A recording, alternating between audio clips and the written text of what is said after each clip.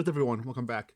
Today's video is going to be a little different than our other ones. No tier list today, no gameplay or deck tech, but this is a very important one that I think goes under the rug a lot.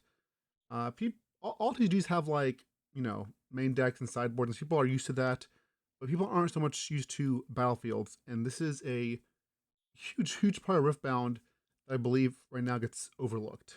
If you're the type of player that, builds a deck and picks battlefields based on vibes, or picks battlefields because you think they'll be good in your deck, but you're not really sure, or if you or if you even go to a tournament and you don't know which battlefield you're going to lead with, does that choice change if you're playing against something like, maybe you have Targon's Peak, the one that untaps your 2 runes at the end of turn, you play against Ari, does that change? Like, what you're playing against that? Because maybe your opponent's deck can take advantage of the battlefield that you have better than you can. So should you save it for later, or should you get out of the way? Like, if you don't have that kind of plan, you are doing yourself a disservice. And battlefields are more important than sideboarding, and this will be the quickest way to improve your win rate in Riftbound, is knowing these battlefields in and out and just having a plan. Okay. So people obsess over what's the best legend, what's the best unit, what's the best deck, what are the best numbers, but they overlook battlefields. Meanwhile, I believe the best players, the best players that win tournaments that I talk to, they are winning games because they know what to play. They think longer at the battlefields. They know what they know. They have a plan for what to do. Like, even like you see some any players that'll play Zon Warrens in game 1 because they have scrap heaps, right? Then the games 2 and 3, the plan is to board that out and then forget about Zon Warrens. So it's to make sure that you can take advantage of Zon Warrens more than your opponent can. I said this earlier, battlefields are more important than your sideboard, and that's because sideboards sometimes matter. Sometimes maybe you don't have the right cards for the matchup you're playing against, or you don't draw the cards you need. With battlefields, they're different. You will use 2 out of 3 of them almost every match. And sometimes, usually, you probably use all three of your battlefields. It's not the same case for your sideboard. So the mileage you get out of your battlefields is a lot more than your sideboard. This is why they are so important. And you have to know the meta as well. So, for example, we know purple is really good right now. So battlefields that like ask you to hold are pretty risky. Unless you have like a sticky unit, like the camel that has you can't target by spells and abilities. But even still, battlefields that ask you to hold are risky, especially again when purple is one of the biggest colors. Especially if you're not playing purple, right? So knowing that in the metagame as your battlefields is also important. But staying on that topic, if we know purple is the best color because of fight or flight, and by pushing units back, then we should know, okay, what are good ways to confront that?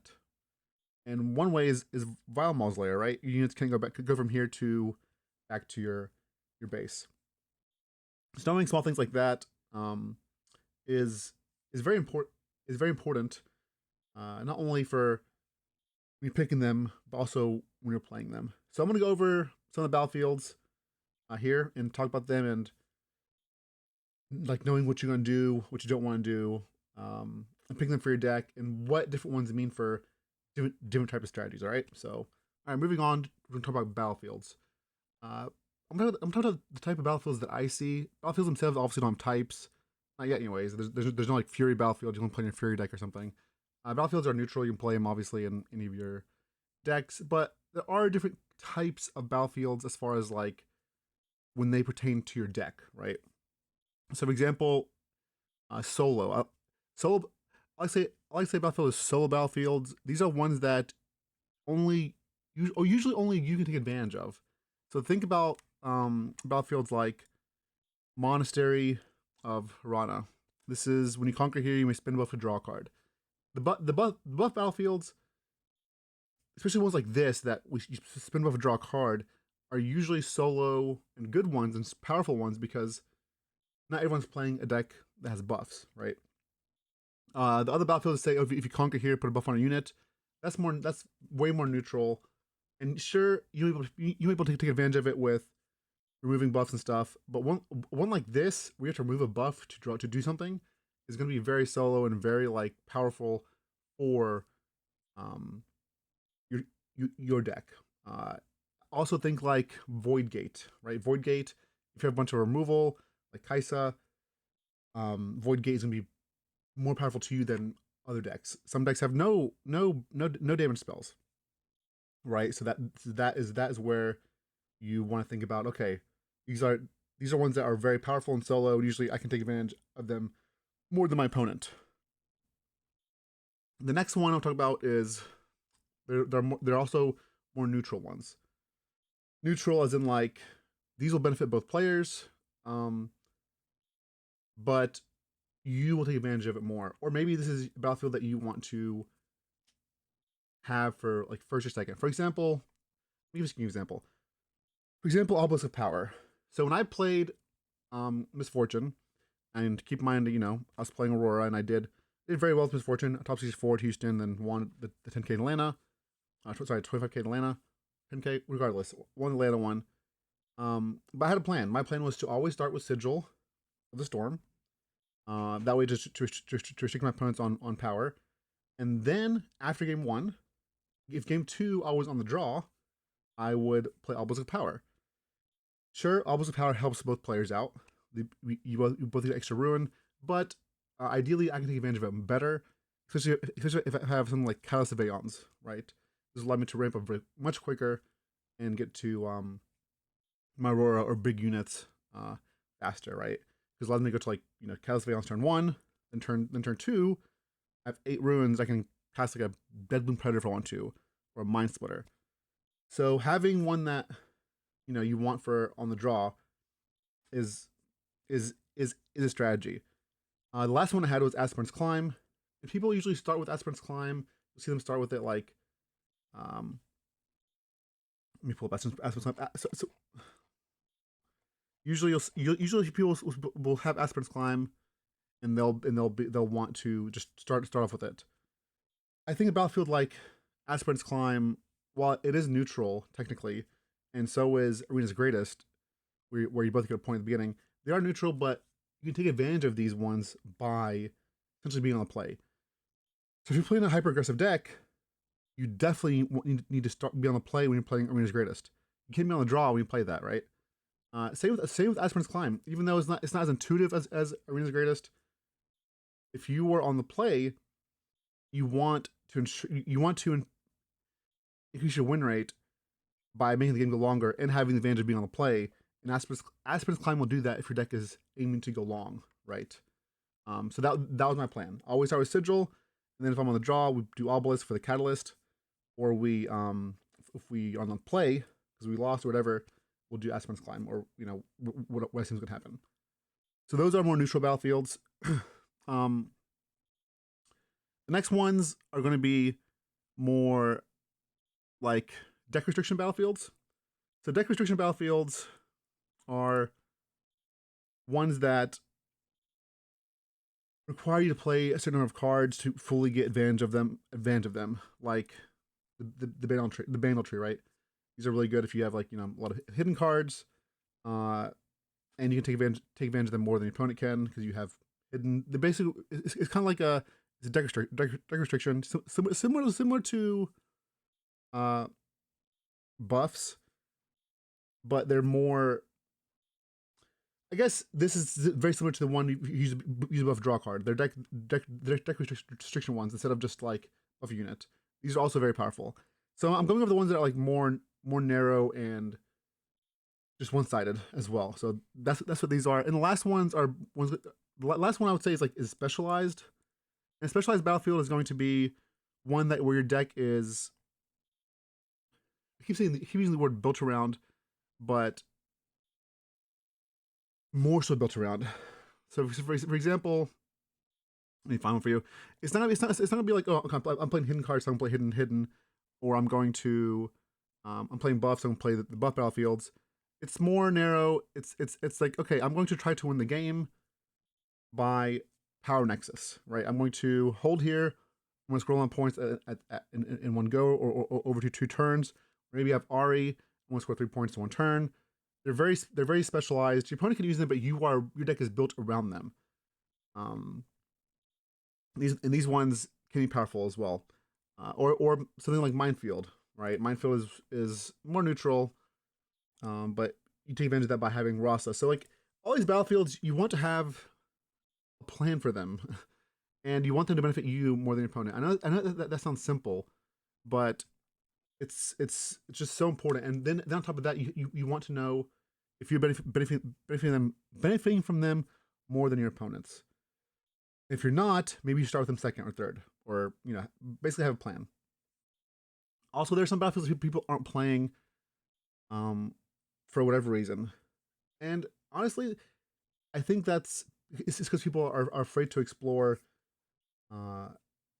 new strategies and just different tactics. Like for example, I've been playing Lux, right? If you're playing Lux Victor, you have the Vanguard Armory, the 7 unit gear, seven cost gear that you can exhaust it to make 3 units, right?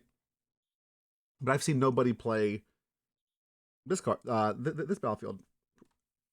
So Vel Temple says when you conquer here, you're ready a friendly gear.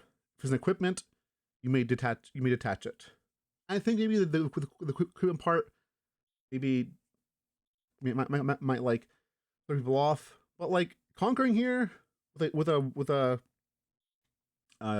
soldier, a token, and tapping your Vanguard Armor and be able to use it again is very powerful, right? But that's something that I haven't seen a lot of as well. All right, so and then I want to talk about like just having what I'm trying to get you guys to do is just have a plan, okay? Like pick the battlefields that work well with your legend, but just think about it, And then when we think about it, think like about okay, how am I going to play this again against my opponent's legend? Or what am I going to do if they have, Ari or something? For example, let me give you an example. I think it's probably the easiest thing, right? Let's say you have Dreaming Tree, right? You're playing Kaisa, and you go against Ari. You're like, okay, well, or you go against whatever. Let's play, better example. You're playing Dreaming Tree with Kaisa, and you're going against Misfortune, who's playing Aurora. You start with Dreaming Tree, and only because you start with Dreaming Tree because after game 1, you're going to board out your Stupefies, maybe you're gonna board out your Hextech Rays, so you can target your own units to draw cards. So maybe against decks like that where you have a lot of dead cards, like okay, you know what, I'm gonna start with this and board them out after game 1. So against decks that all my removal is kind of dead or not that great, I'm gonna just leave the Dreaming Tree so I can full advantage of my main deck. And that way I don't have to worry about this in games 2 and 3. Or for example, let's say another one is like Sigil of the Storm, right? Sigil of the Storm is a powerful battlefield that says when you conquer here, restore one of your ruins. How can you take advantage of this? Either you are a slower deck that punches people for conquering, or you also you can be a more aggressive deck or mid range deck that can take advantage of this, or not have it be such a drawback. And that's like with Sivir, right? Sivir is a great legend. Whenever you cycle Ruin, you can exhaust her to make a gold gear token, right? And if you conquer, she's gonna untap again. It's small things like that. That I am urging everyone to just think about more. Another one I think is great that's not seeing play, but like Emperor's Deus. I think I'm saying this wrong. Maybe when you conquer him, you pay 1 and return unit control to its owner's hand. If you do play a 2 might Sand Soldier unit token here. This might sound like silly, but like what if your deck has a bunch of like units that would come to play to do something? Maybe you're playing Fizz. Maybe you're playing Ezreal. Maybe you're playing Annie. Maybe you're playing all of them. Maybe you're playing units that have common battlefield abilities.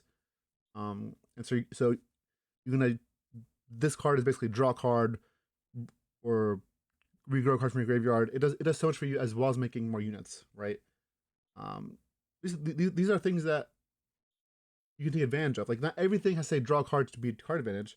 It can be this one can be like unit advantage, card advantage, removal, and what have you. And then also ones like paper tree as well. Paper tree is a great one if you're playing like a ramp deck, and maybe you can't hold, but you can punch your opponent for holding by by ramping. So maybe this will deter your opponent from holding here.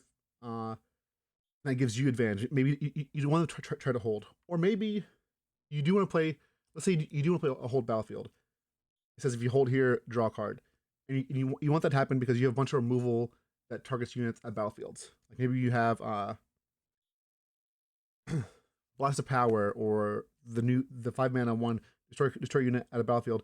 So you don't want them to conquer and then go back. You want them to stay there. Maybe you even play an unchecked power, and you want people to stay at battlefields. So you play Valmal's Lair, and then you play some other hold battlefields. So these are all kinds of things that you should be thinking about for your decks. I mean, these are just some of the things that I mentioned, but definitely just think about it more. Have a plan. Like you built your deck. I know you thought a lot about your deck, thought about your sideboard. Especially if you build your own decks. Just think a little more about battlefields, and this will drastically improve your win rate. The same way some people, you should be also having your sideboard and like knowing what comes in comes out, right? Like I'm gonna cast stupefies for Thermo Beams against Aurora or whatever, something like that. You should have a plan for your battlefields too. I think a lot of people don't do that. So yeah, this is a short talk, but one that is going to improve your game. Let me know if you have any cool techs with Battlefield, things that you've tried, or things that you think that people haven't seen, or ones you just enjoy. Let me know. I think Battlefields are a very cool concept in this game. They're very, very different than any other TCG, where we have sideboards and main decks. Battlefield added a completely different element to, excuse me. Battlefield added a completely different element to the game. I think that's what, again, that's what they're getting overlooked, or not enough attention on them. So give more attention. All right, and let me know if you have come with anything. All right, y'all. Thanks so much for watching. Appreciate y'all, and I'll see you next week. Okay. Peace.